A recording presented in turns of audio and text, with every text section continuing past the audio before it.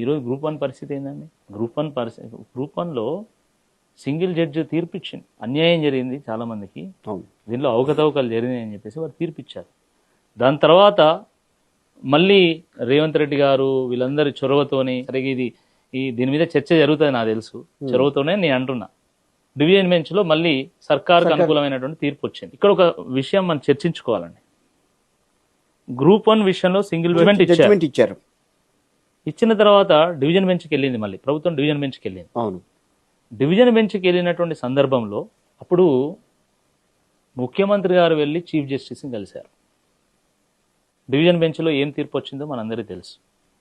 దాని తర్వాత మళ్ళీ ఇప్పుడు గ్రూప్ 1 మీద మళ్ళీ వాదనలు జరిగినాయి. ఇప్పుడు తీర్పు రిజర్వ్ అయింది. అవును, మళ్ళీ ఈ మధ్యకాలంలో ముఖ్యమంత్రి గారు చీఫ్ జస్టిస్ కలిశారు. అసలు ఏం జరుగుతున్నది ఈ రాష్ట్రంలో? అసలు వ్యవస్థలు ఉన్నాయి?